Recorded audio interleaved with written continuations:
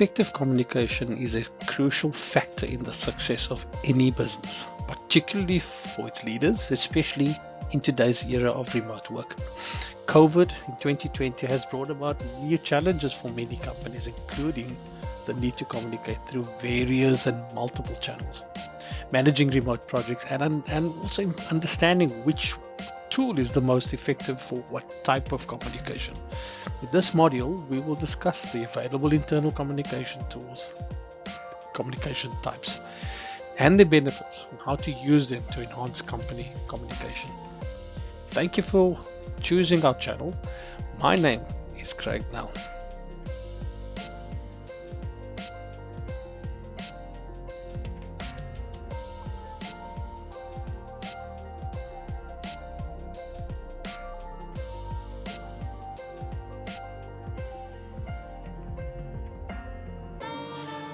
So let's discuss the learning outcomes for this module.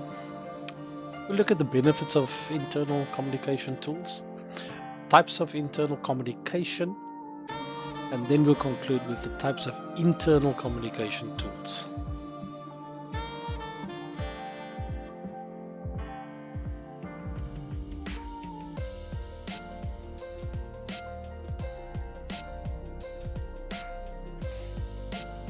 So these highlighted here are the benefits of having internal communication tools. It helps improve collaboration, streamline communication, increases employee engagement, improves transparency.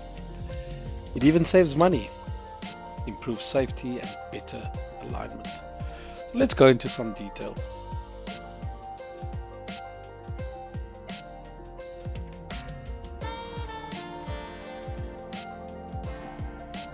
Internal communication tools makes it easier for employees to collaborate on projects, share ideas, and work together towards common goals.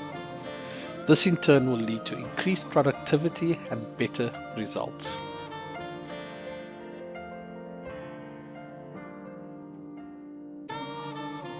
It also streamlines communication with quick and direct communication channels, eliminating the need for long email chains or phone tags, minimizing communication breakdowns.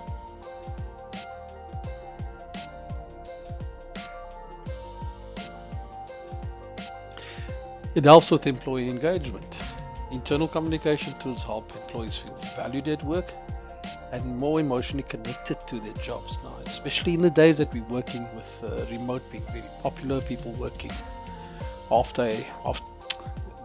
half of the time at home and half of that then they return to the office. These tools help significantly. This is important because better employee engagement leads to increased productivity and motivation.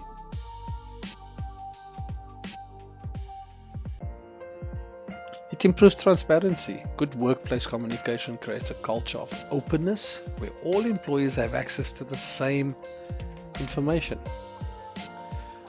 This builds trust and strengthens the connection between employees and your business.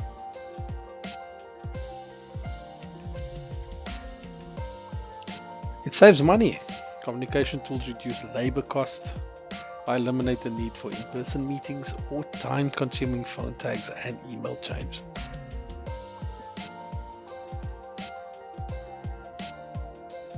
It improves safety, especially for companies where they have frontline staff. If they need to communicate quickly a certain urgent risks, or ease of access of training materials, safety resources help prevent accidents and keeps employees safe. Better alignment. Internal communication tools ensure that teams are aligned on the same goals and are working towards the same objectives, and this is critical in any business.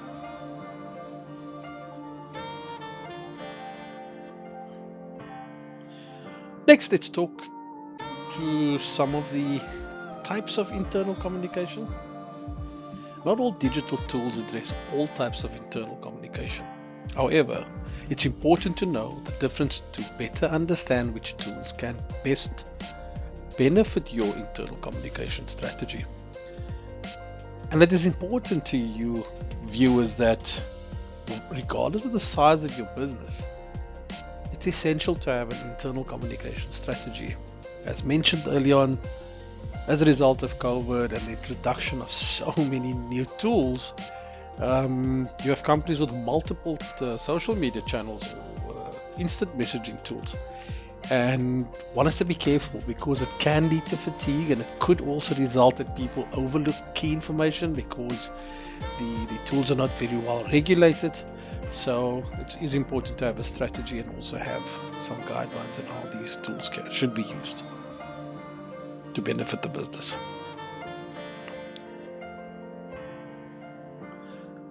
So first, upward communication. And this involves where information is flowing from lower level employees to their managers or supervisors. When there's a healthy upward communication flow, employees feel comfortable sharing their questions, suggestions, or concerns.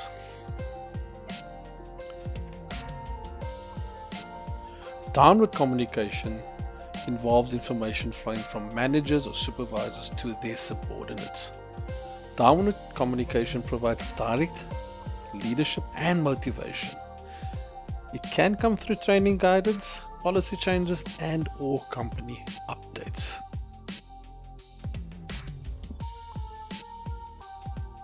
Horizontal communication occurs between team members at the same level within a company. This type of communication promotes collaboration and teamwork and encourages employees to work together towards common goals.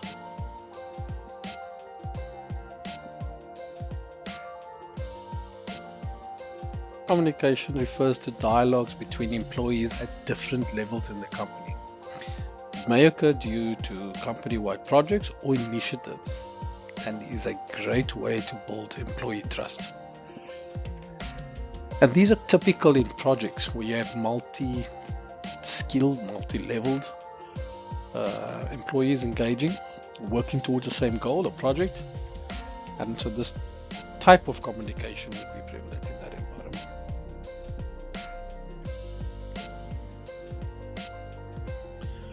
Formal communication. This type of communication is used to distribute formal or official information more authoritatively. And generally speaking, these would be town hall meetings when major announcements need to be made, getting a group of people either physically together, in person, or via live streaming tool that's also available. And it's normally in real time. So this is great. And also obviously with the technology, it might be pre-recorded messaging as well.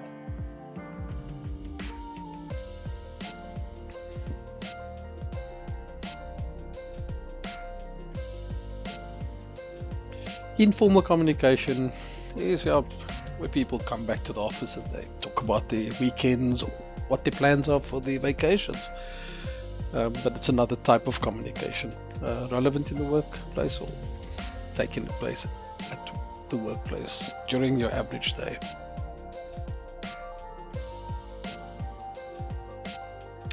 So next, let's look at the types of internal communication tools.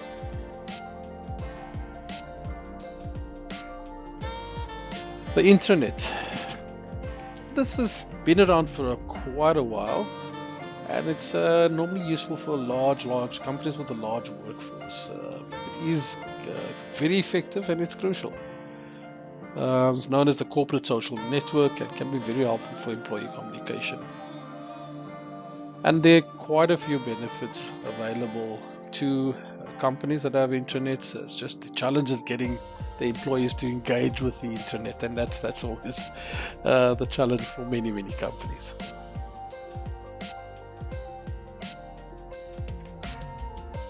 Surveys are powerful tools, and you can see here we're talking about anonymous surveys. It's excellent for gathering information on the employees and how they feel about the company, the culture, products, and so forth and so on. So it is a very important and useful tool to get employee feedback.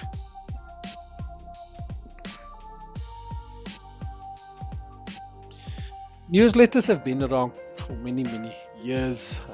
I recall many 2 decades ago having to be responsible for writing these, and they have some challenges. And we're suggesting that people become a little bit more innovative using technology that's available. But it's a tool, it's a communication tool, but fading away.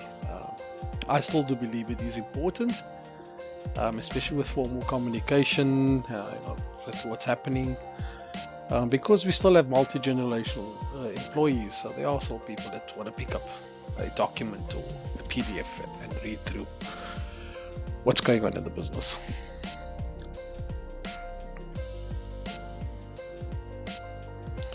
Well, this is popular. I've yet to now meet an employee of any company that's not engaging with their employers, supervisors, or managers, or colleagues, not using any of the latest instant messaging tools that's available. And there are quite a few popping up. It is a great way to communicate in real time. I've seen this work very well in contact centers, or where there's a IT communicating with operational environments, and this is but it's very fast paced. It's good for fast paced companies. It's crucial, especially the staff that's on the road, multiple offices working remotely, but needs to be managed. As I've mentioned earlier on, it's a great and effective tool, but it has to be regulated in a way that people are very clear what kind of content is allowed, who's allowed to communicate on it, because it can get out of hand, even though it's very effective.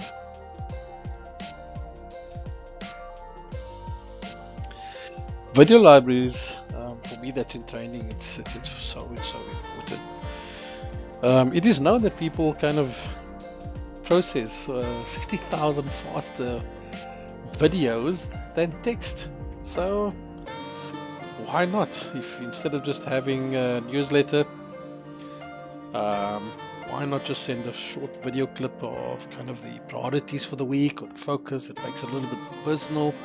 If you're going to use instant messaging, your staff can, on their own time, have a look at these videos, and it creates a little bit more kind of a personal engagement, even though it's a recording.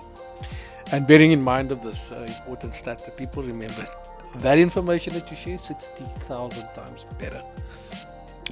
Very useful in training, making an announcement, and often you'll see with the new live streaming or streaming technology, many companies now record their meetings, and which then helps with people that are unable to attend for whatever reason. They could always go in, and also for people that are keeping minutes, and so it's very, very, very important to kind of build a library of your video recordings, whether it's and make it easy to index into those tools, so to search and access. And this can also kind of land quite nicely if you have an intranet available.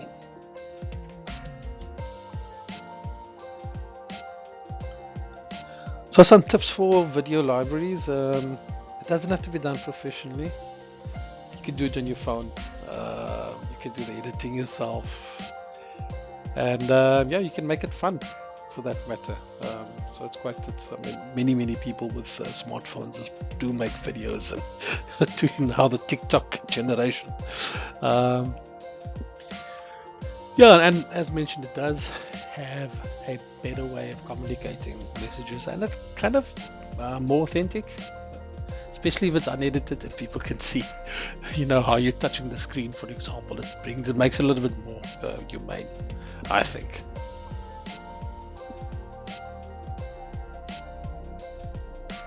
Onboarding new staff and training software, it's always great to when you bring on new people, that they can go through the journey as a new employee, engaging with some sort of onboarding software, that your training material is digitized, or videos, which the days of having filling classrooms with employees, it's gone. So often you want people to engage with technology such as videos, and if you do have some good technology, use it, because then new employees can learn at their pace. Others a bit slower, others a bit quicker, and it just depends. So I would strongly suggest that you consider investing in onboarding and training software.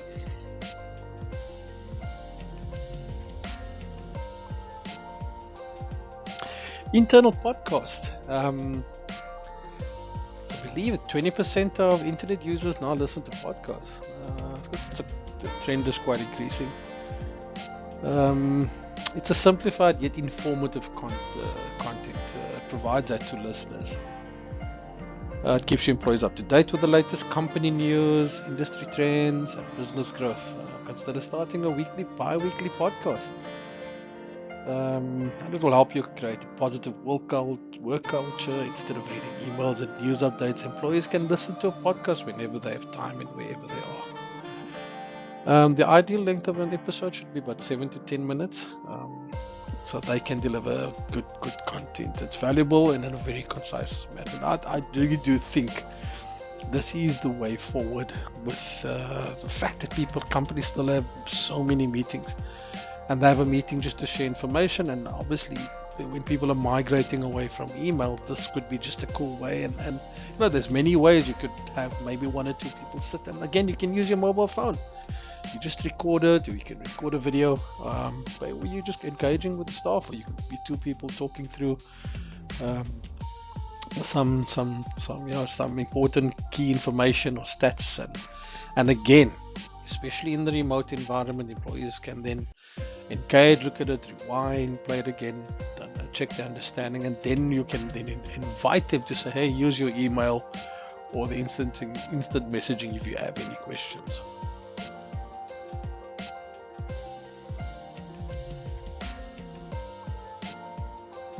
Here's some tips for internal podcast. It's not a daunting exercise. You just need a laptop, in some instances a phone, and where you obviously can record your voice. Editing software is not so needed, but it's useful, especially when you get certain things out and you want to shorten it. So it'd be good, and a lot of the software is available free. And then there's a process. Just brainstorm kind of the ideas that you have, how you want to get it across. I also suggest kind of some cue cards, and the benefit is you can re-record it if you're not happy with it. So, and it helps you just to think about what your messaging is and how you want to communicate it.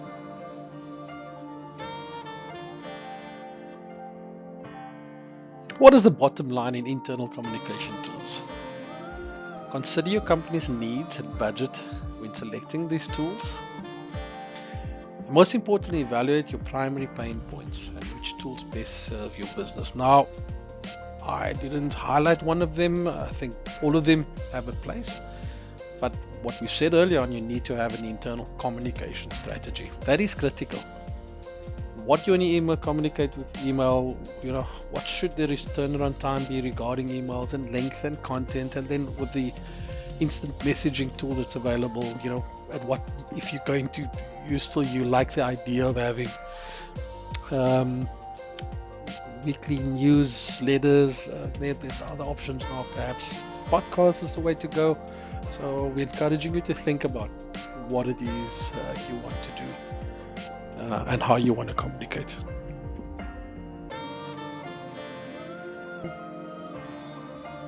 An internal communication strategy.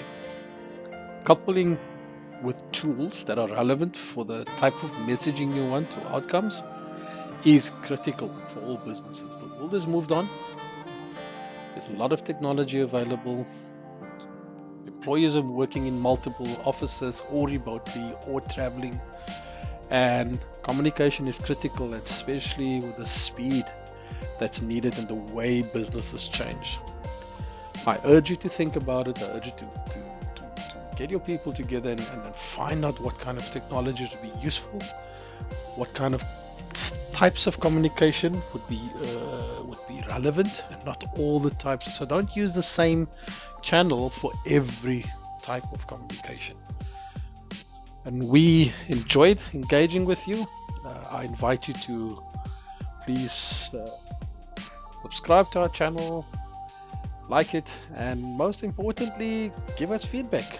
If you want us to engage with you and help you develop a communication strategy for your company, no matter the size, and perhaps look at your tools available, we'll gladly do it. My name is Craig.